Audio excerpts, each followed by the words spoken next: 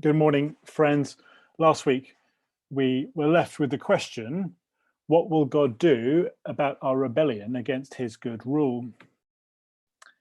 Today, we're going to see that God won't let us rebel forever, but that his punishment for rebellion is death and judgment. Friends. Last week.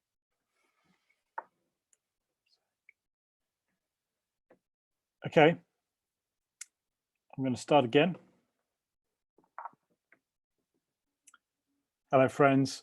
Last week, we were left with the question, what will God do about our rebellion against his good rule? Well, today I want us to see that God won't let us rebel forever. His punishment for rebellion is death and judgment.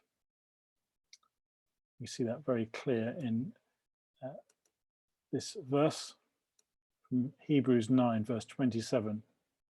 People are destined to die once, and after that to face judgment.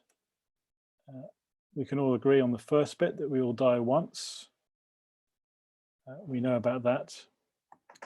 But this verse is telling us that just as certain as death is the fact that we will face judgment after death. And that is the thing which we might disagree on. If somebody asks you the question, what do you believe as a Christian, then this is surely one aspect of the gospel that you might be most keen to avoid. Just imagine if this wasn't part of the message. God,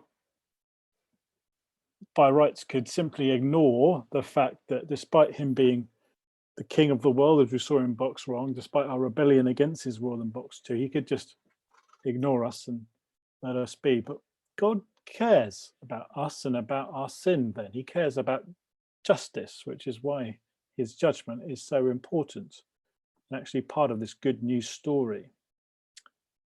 Imagine a world in which God wasn't just. He didn't care about justice and therefore care about punishment. If God didn't care about evil and sin in the world, what kind of God would he be? It would be a world in which we don't always see justice ever. That's the world we live in now, isn't it? Apart from God, people like Hitler can die without coming to justice, and meanwhile, bad things happen to good people, it seems. So in fact, in that context, in that world, it can be of great comfort to know there is a God who, beyond this world, will bring justice. He will enforce justice and punish sin. Let's have a look at today's diagram now. Just clear that verse. So as ever, we start with God who is ruling over his world. There's God ruling with his crown. You see, God cares enough about humanity to take our rebellion seriously. He calls us to account for our actions because it matters to him how we treat him and other people, and we do very badly on both those accounts. In other words, he won't let the rebellion go on forever. So the sentence that he passes is death. And it's entirely just, because he gives us exactly what we ask for. In rebelling against God, we are saying to him, go away. I don't want you in charge. Leave me alone. As we say to our children, sin means shove off God. I'm in charge. No to your rule.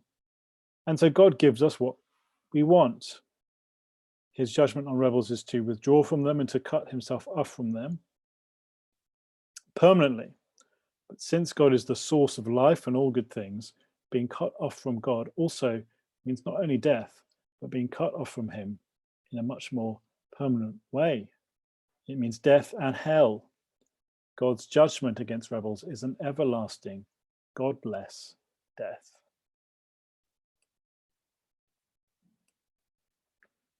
So this is a terrible truth, isn't it? This is a terrible truth. To fall under the sentence of God's judgment, but it's a prospect we all face. since we're all guilty of rebelling against God. So is that the end of the story? God by rights could leave us there, guilty sinners, destined for death and everlasting ruin. And it would be if it wasn't for God's own miraculous intervention. And the good news is we do have something to look forward to, and we can come back on Friday morning and find out what God does all about that problem. If you want a reminder, you can subscribe to the YouTube channel, and in the meantime, keep going over these boxes. But until then, see you.